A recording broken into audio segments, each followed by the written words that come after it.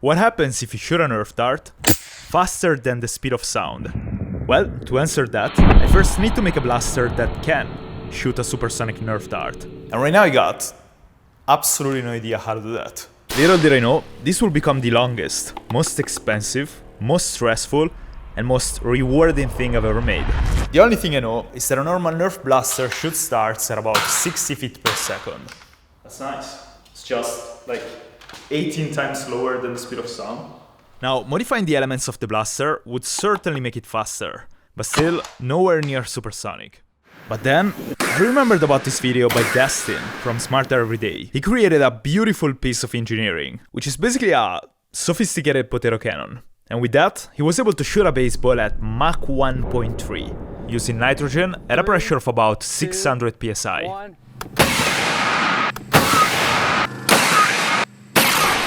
And well, I think I just gotta make that handheld. So I threw myself into a rabbit hole of PCP guns, potato cannons, air cannons, and valves. A lot of valves. And after 8 days of research, while also working full-time for my cat, I ended up with this, which is basically a weird and very powerful Nerf blaster. In theory. A classic air cannon has an air tank, a barrel, and a valve that you can close and open, and that connects the other two elements. Now, by building up pressure inside the tank and then opening the valve, the air flows into the barrel where the projectile sits, pushing it out very fast.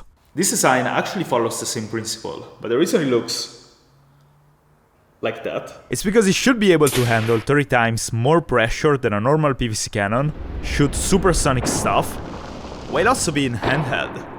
Anyways, I'm gonna explain the function of each component as I assemble them. Starting from the barrel. This is a stainless steel hydraulic pipe, and it's currently 2 meters long. A longer barrel allows the dart to accelerate for longer, increasing the speed. But if the barrel is too long, then it will have the opposite effect. It could be because of the pressure drop of the air expanding along the barrel, the air drag, or the friction between the Nerf dart and the walls. All that to say I have no idea if the barrel is too long. I'll find out when I test it and maybe I'll shorten it. Also, the internal diameter of the pipe is 1 millimeter larger than the Nerf dart. I actually previously bought a pipe with the same diameter of the darts. Thought they would fit perfectly. They don't. Then I connected the barrel to a compression fitting and I covered the thread with Teflon tape.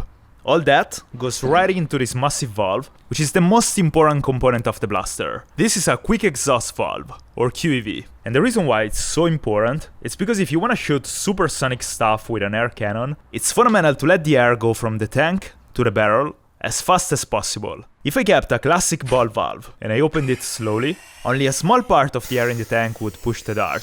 And by the time the valve is completely open, the dart would have already left the barrel. So the goal is basically to have something in between the barrel and the tank that opens as fast as possible. Later, I found that 2 guys already attempted this project before, and they came up with a few interesting solutions for that. Alex Chappell built a handheld blaster using a ball valve, and he attached a spring to the valve to make it open faster. His blaster was handheld, but unfortunately, it wasn't able to reach supersonic speeds. And then, the backyard scientist. He built a very fast system, and instead of a valve, he used a burst disc. A burst disc is basically a disc that bursts when you reach a certain pressure. It is very fast, but it gets complicated to keep the system handheld, because you just gotta keep pumping until the disc breaks, and once it breaks, it takes a while to set up a new one. And so, I believe a QEV valve could be the best of both worlds. It's designed to dump the pressure from the tank into the barrel in milliseconds, and it also allows me to keep the system handheld. I'll show you later how it works. Right now I just want to mount the last components to see if it works. All my knowledge is based on YouTube videos and ChatGPT. Anyways, to supply the valve with air, I'm gonna use a paintball tank. Now, I could connect the tank to the side of the QEV, but I think it would look better if it was below the barrel, like in a PCP rifle. And to do so, I'm using a hydraulic hose to connect the tank to the QEV. The last component of the system is the ball valve that should activate the QEV. And once again, instead of placing it here, I'm using a bunch of hydraulic fittings to bring the ball valve behind the QEV. This way, everything should look like a Nerf blaster, and I can also rotate the ball valve using a trigger. Of course, I still need to do a lot of things, but this right here should be a functioning air gun. So let's test it. To do that, I just need to fill the air tank, and since my normal air compressor only reaches about 110 psi, I got a paintball pump. This is a very special pump that can get up to 4500 psi. So I pushed the dart into the barrel, and now I'm very curious to see if this thing is gonna actually work. For the first test, I'm pumping 10% of the maximum pressure the system can take. Nothing exploded so far, which is definitely a good sign. And so now, by opening the ball valve, I should activate the QAV, and I should shoot the projectile. Alright. And this moment, ladies and gentlemen, is the moment I started to realize that after 1 month of work and research, I have absolutely no idea what I'm doing. When I shot, no air came out of the barrel. It all came out of the back, meaning the ball valve I just turned. And I really don't know why that happened. So I panicked for a while.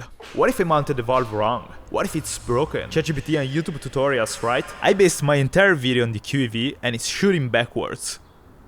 So I reached out to the manufacturer of the QEV looking for some help.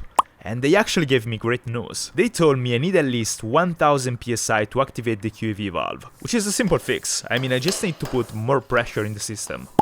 The problem is that they also told me that the valve is designed for hydraulic pressure, and I really shouldn't use it for compressed air, which means the very fundamental component of my air blaster just got fundamentally useless. So I panicked again for a while, meaning 3 days, trying to find a way to make this work.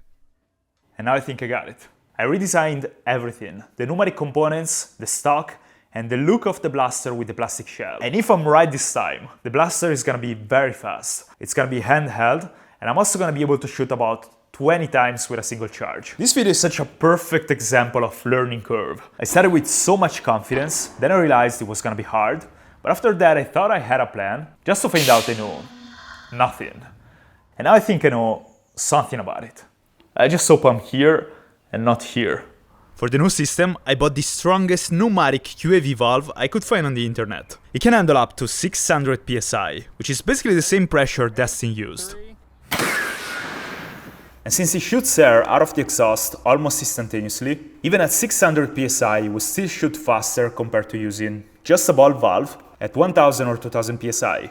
Moreover, that kind of pressure will probably destroy the dart anyways. I want to show you how it works because it's so fascinating and it's honestly pretty unique. But only if it works. Alright then, let's find out if I just wasted a month of my life.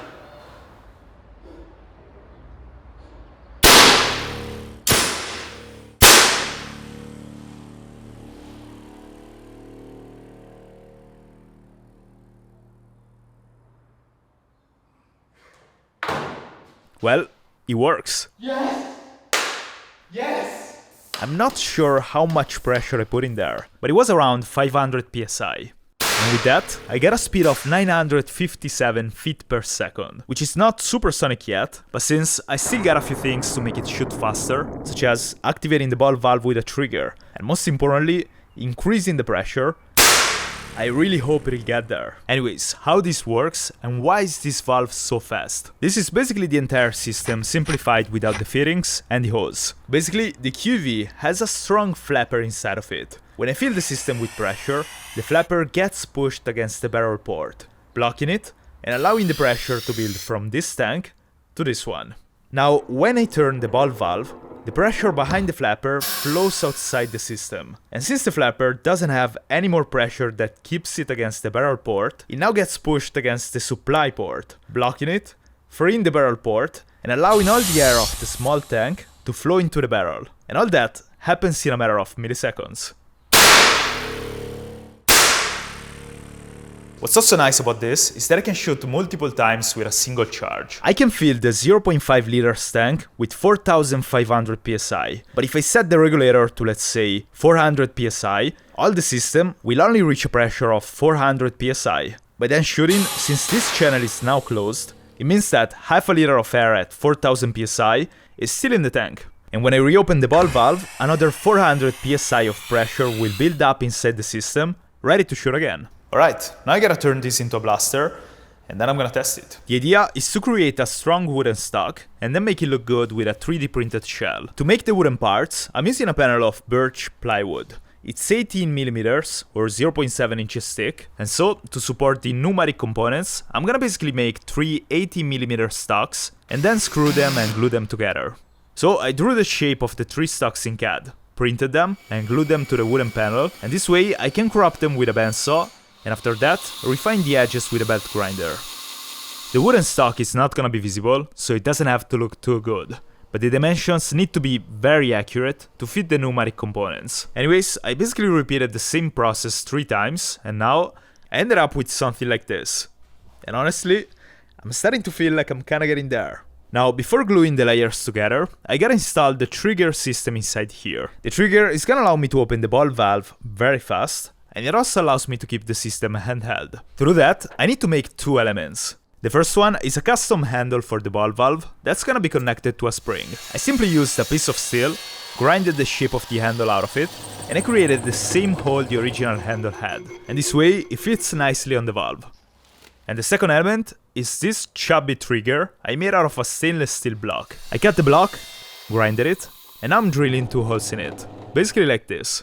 One hole allows me to connect the trigger to the frame so that I can rotate it, and the second one is for the most important element of the trigger system, this bolt. Let me just mount it so I can show you how it works. Basically, the bolt is gonna hold the handle of the ball valve, but when I press the trigger, the bolt slowly lets the handle slide, and when the handle is free, the spring automatically opens the valve. So now I can glue the panels together and reinforce them with a few screws, especially on the parts that are gonna absorb a lot of the recoil. Maybe a lot of screws. Alright, now I can put the pneumatic components on top of the stock. Following my drawings, everything should fit perfectly. Following my drawings, everything should fit perfectly. As expected. Now to keep all the pneumatic stuff in place, I'm using these clamps that go through the entire stock, basically like this. And so, here it is. This is with a 1-meter barrel, and it's already pretty big, but I can easily hold it and aim. With the original 2-meter barrel, I would have needed a bipod, and none of my friends wants to do it. It's so cool. The trigger system is not completed yet, but it works. And so now, I can move on to making the blaster actually look nice. I gotta tell you this story. A few years ago, one of my best friends got hit by a car as he was crossing the street on the crosswalk. He's okay now. I mean, it's like he was before getting hit. But back then, well, it sucked. And the problem is that he told me he ended up accepting a pretty low settlement just because of the amount of paperwork and costs he had to face to try to get a fair compensation. But if you ever find yourself in a situation like that, you should at least try to get a fair compensation. And that's why I decided to partner with Morgan & Morgan for this project. They are the largest personal injury law firm in the United States. And they recently secured $12 million for a case in Florida and $26 million for a case in Philadelphia. And the crazy part is that these settlements were 34 times and 40 times the highest insurance offers, respectively. That's a lot. And the best part is that as a client, you don't pay a cent unless they win your case. There are no hidden fees and no upfront costs. They also make the whole process very easy. You can do everything right from your phone without the need to visit any offices, and it only takes a few minutes to see if you actually have a case. And so if you or somebody you care about unfortunately gets seriously injured, you can try to get a fair compensation for your troubles. And in some cases, that could be worth millions of dollars. To see what Morgan & Morgan can do for you, you can visit the link I'm placing here, or scan this QR code, and find out if you have a case in a matter of minutes. I'm also leaving a link in the description if you want to check them out at the end of the video. Now I want to paint everything black, including the steel components. This could be a nice decision or a terrible decision. I have no idea what it's gonna be.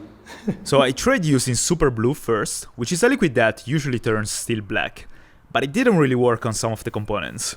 So I went with the classic paint. I used a primer first, turned the blaster into a 3D model, and then I painted everything black. And honestly, I kinda like it already, but I think it's gonna look so much better with the red plastic shell. And so to make that, I took a slight inspiration from this PCP rifle, and I created a sketch of what my blaster would actually look like. The plan would be to make a 3D model of these components, and then 3D print them. The problem is that I don't know how to 3D model yet, and I didn't know how to 3D print either. And even though I generally try to do everything myself, this time, I prepared a page of instructions, and I let somebody with much more experience than myself taking care of it. In the meantime, I figured out how to 3D print, which was actually easier than expected.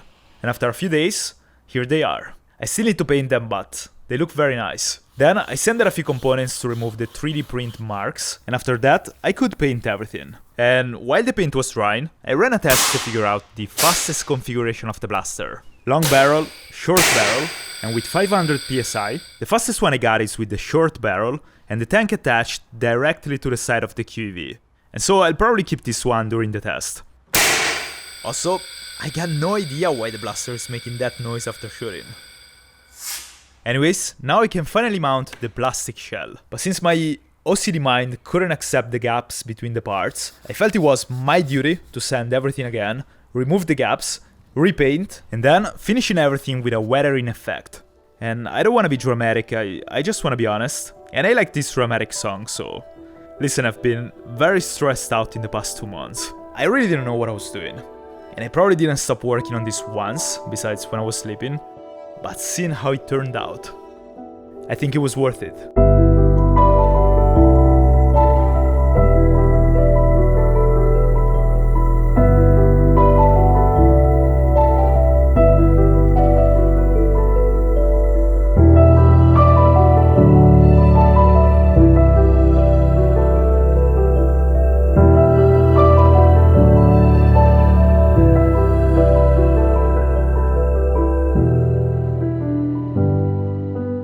Not sure how I got to this point, but I'm excited. I want to show you the final trigger system because I think it's very interesting, and actually have never seen anybody else doing it this way. I attached a larger bolt to the ball valve lever, and now basically to reload, I just pull the trigger, pull the lever, and then shoot. And then to shoot again right away, I just do the same thing. Alright. Let's test it. Also, with my current camera at 250 frames per second, as you can see, you can't really see the dart. So I bought an ultra slow motion camera. With this one we should get pretty cool shots in the videos from now on. The first test is gonna be with 590 psi. And also, while using the configuration with the tank on the side of the QEV. If it's not enough, I'm gonna just keep increasing the pressure until the flapper breaks, or I'll reach supersonic speeds. So, first shot, 590 psi.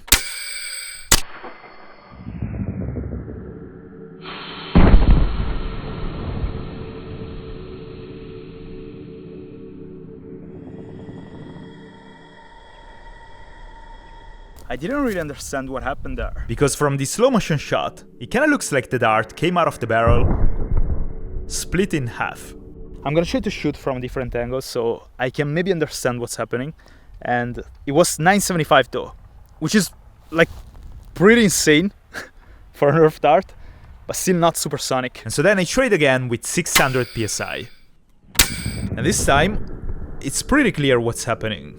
The Nerf dart broke inside the barrel and came out with the cap separated from the body, which means that the real limit of the system is not the blaster. That can easily go to 600 plus psi. It's the Nerf darts. They just break. And so I tried shooting at a lower pressure of about 540 psi. I think the dart stayed in one piece and the damage on the board was definitely higher. But the chronograph didn't read the speed. Now though, I'm gonna try to measure the speed with pause.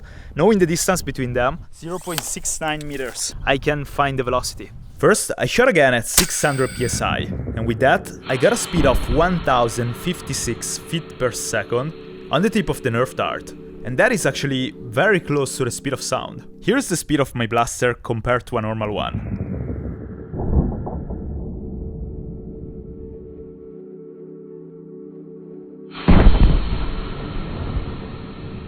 Still not supersonic though. So I shot again at 540 and 500 psi, and I thought the darts didn't break with this pressure, but looking at this footage, they actually did.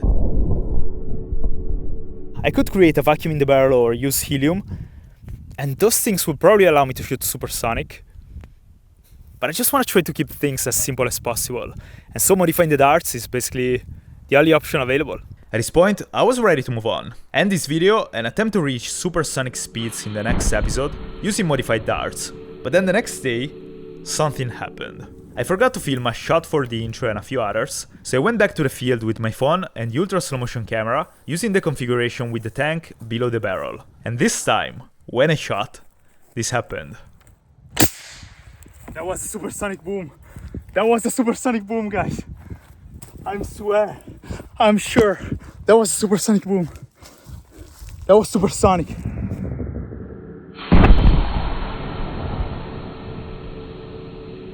And if you pay attention, you'll notice that the dart somehow didn't break. This was so unexpected, guys. Like I just came here to film the shot of the intro. I wasn't expecting. Yes! Yes! I didn't measure the speed to be fair, but I'm very confident it was supersonic. I mean, listen to the other shots, shooting at a wooden panel. And then to this one, with no target in front of the blaster. That was a supersonic boom. The problem is that I wasn't really sure why that happened. The only thing that changed is that I used the blue Nerf dart instead of the orange one.